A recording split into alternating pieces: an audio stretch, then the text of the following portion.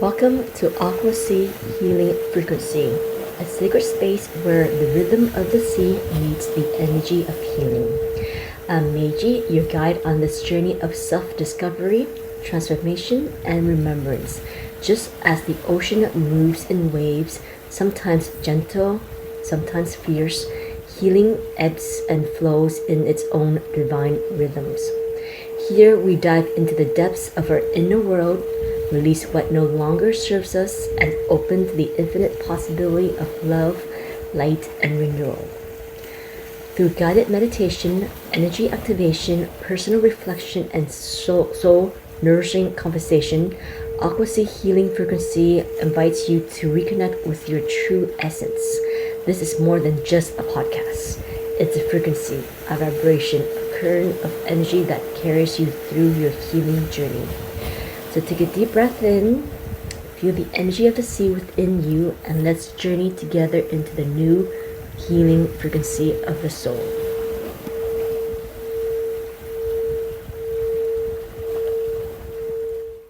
Hello, beautiful souls, and welcome to Aqua Sea Healing Frequency. In today's episode, we'll dive into the ebb and flow of healing, specifically the lessons of grief. So let's dive right in. My journey through grief. Taking over leadership of Yoga 7 was a blessing in many ways, especially when my mom was diagnosed with cancer in January of 2020. As her primary caretaker, I was grateful to have a job that allowed me the flexibility to be with her during her treatments. I am truly grateful that my family and community were incredibly supportive, and I felt held during that challenging time. But before I dive deeper into my healing process, I want to take you back to an earlier memory. As a child, around the age of 8, I remember waking up in the middle of the night, crying, crippled by fear of losing my parents. I imagine many children go through this stage, rejecting the idea of losing their loved ones. Even though I was raised Buddhist and understood the concept of reincarnation and rebirth, it didn't make the thought of death any easier. Over time, I came to terms with the reality of life's cycle, believing that my grandparents, aunts, uncles, and my parents would eventually pass before me. That I would one day pass as well, and anyone else that comes after me, that is the circle of life. And for 27 blissful years, I lived in that mentality. Then, in the fall of 2009, my world shattered when my cousin, 12 years younger than me, passed away. I was not prepared for such a loss. The grief I experienced was profound, but even deeper was witnessing the grief of her parents and sister. The pain of a parent losing a child is unimaginable, and I felt it reverberations deeply. And over the course of 5.5 years, grief continued to touch my life. 3 more family members passed away due to illness, cancer, and old age. Yet in the midst of loss, new life also entered our family. My nephew, my son, and my cousin's son. Life in its infinite wisdom continued its cycle. Navigating loss during the pandemic. When my mom was diagnosed with cancer in January of 2020, I felt fortunate to have a flexible schedule to care for her. But when the pandemic hit in March, everything changed. Her treatment was interrupted, and I witnessed firsthand the breakdown of the healthcare system. Planning and attending a funeral during the pandemic was an experience unlike any other. Mourning while wearing a mask when breathing was normally very difficult added another layer of emotional weight. But still, I moved through the process. When the emotion became overwhelming, I allowed my body to feel them fully. I would play a sad song, letting my tears flow freely, washing away stagnant energy that needed to be released. Only later in my healing journey that did I realize that tears, like waters, cleanse and renewal. Instinctively, I knew I should never hold back. I honored every emotion, letting them rise and be felt and flow through me. When we finally reopened Yoga 7 in January of 2021, I threw myself into rebuilding the community. I was ready to focus on creating rather than grieving. But grief has its own rhythm, and it wasn't something I could simply ignore. Messages from the universe. In January of 2022, during my yoga teacher training, I began to experience an awakening. My third eye tingled, and during a guided meditation, I had a vision of a branch extending over me, its leaves blooming. I felt protected, held by the tree of life, a representation of Mother Gaia, supporting love. It was a profound realization that she had always been there. I was just now opening my eyes to her presence. As I continued my spiritual journey, my healing ebbed and flowed. There were moments when my grief felt overwhelming, yet I allowed my body to process those emotions and return to neutral state. Seeking a new healing modality for both myself and the Yoga 7 community became a natural part of this journey. So when Antonella and Nally, two of our yoga teachers, proposed a Kundalini and sound healing workshop, I eagerly agreed. During the 2-hour workshop, we immersed ourselves in the practice of Kundalini yoga, moving through breathwork and dynamic posture, before settling into deep relaxation with a sound bath. As the vibration of the singing bowls enveloped the room, Nally moved around, offering each of us a brief 5-minute Reiki healing. I didn't know it at the time, but when she placed her hands on my shoulder, she received a message for me. And so she shared with me after the session ended. Her words were simple, yet profound. It is safe to let go now. It is safe to let go now. At that moment, I didn't quite understand what she meant. Let go of what? I didn't think I was holding on to anything, or so I thought. Yet, something about her words stayed with me, echoing in my mind long after the workshop ended. That was message 1. The second message. 6 weeks later, during another yoga teacher training session, my teacher Suzanne felt guided to lead a meditation.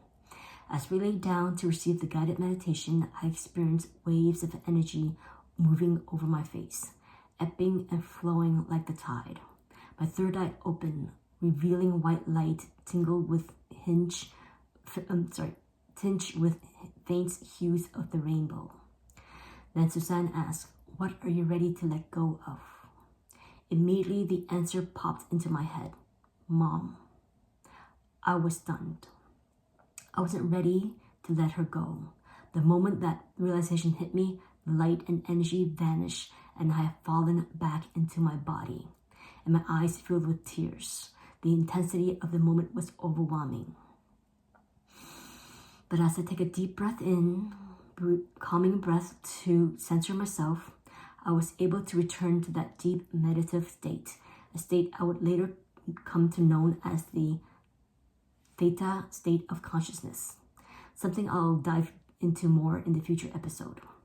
While in this state, I witnessed something extraordinary. I saw a rim of energy surrounding a dark void. It was alive, constantly shifting, changing colors, never still. I didn't understand what I was seeing, but I knew it was carrying meaning. After the meditation, I shared my experience with the group. Up until that moment, my classmates didn't know that my mom had passed. As I described what I saw, Suzanne, with warmth and gentleness, offered an insight that brought an unexpected clarity. That was your mom's way of showing you that she is safe. She is surrounded by love, and it's okay to let her go. Her words settled deep within me. I hadn't been ready to hear them before, but in that moment, something within me began to shift. That was message 2. And yet, I still wasn't ready to let her go. The final message. Another 6 weeks passed and I was watching Red Table Talk. The episode featured the parents of Miss USA, who had tragically passed. And they spoke about grief and functional depression. At the end, Jada, who was the host, said, "When you are ready to release that grief, you will be in their love." That struck a chord deeply within me. I finally understood the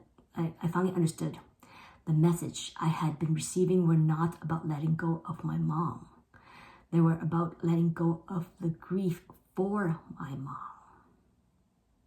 You see, when we hold on to grief, we remain in a state of suffering, clinging to regret, longing, and pain.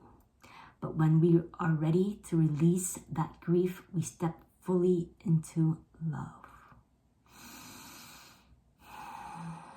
That was message 3. Closing. I know it may seem simple to just let go of grief, but the journey is not always easy. Yet at its core, the lesson is that we always have a choice. We can choose to hold on to, or to release, or to honor our emotion as they come. For me, I choose to release the pain and step into love. One of my soul's lessons in this lifetime is learning how to process grief. Remembering that I am an eternal soul, having a temporary human experience brings me peace. Though my mom is no longer physically here, I know I can always connect with her love and energy, simply by quieting my mind and opening my heart.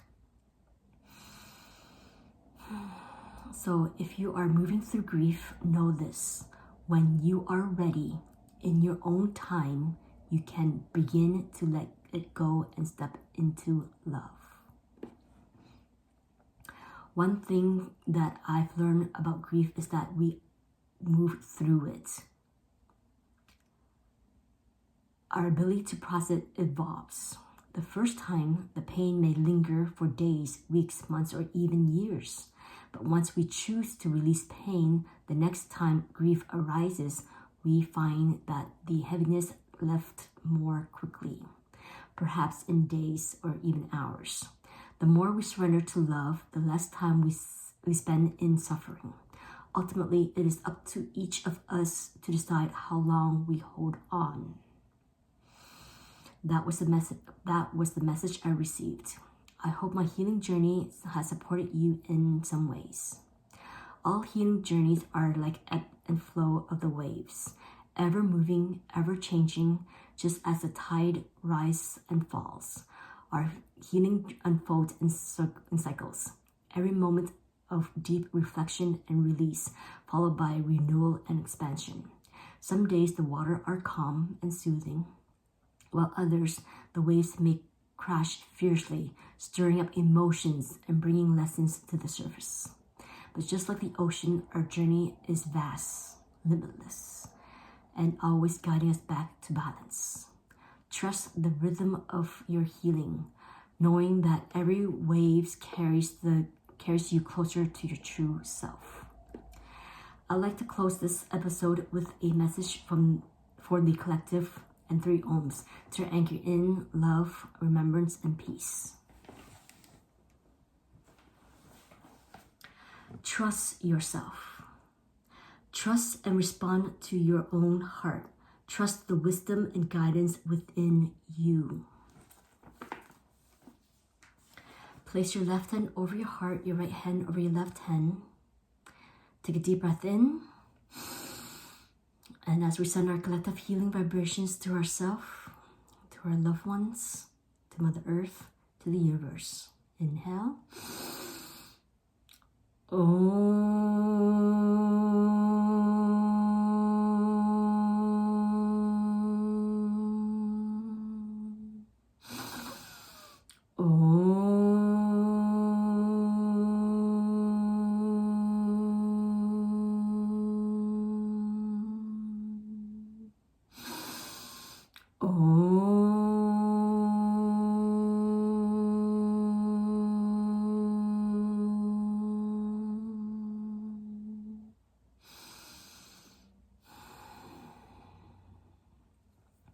palms together to a third eye. I thank you for tuning in, for taking this time to co-create this moment with me. I acknowledge the dedication that you have for your healing journey. I thank you for allowing me to guide you on this journey. The light in me honors the light in each and every one of you. May your heart stay open and grounded in love, peace, and joy. Namaste.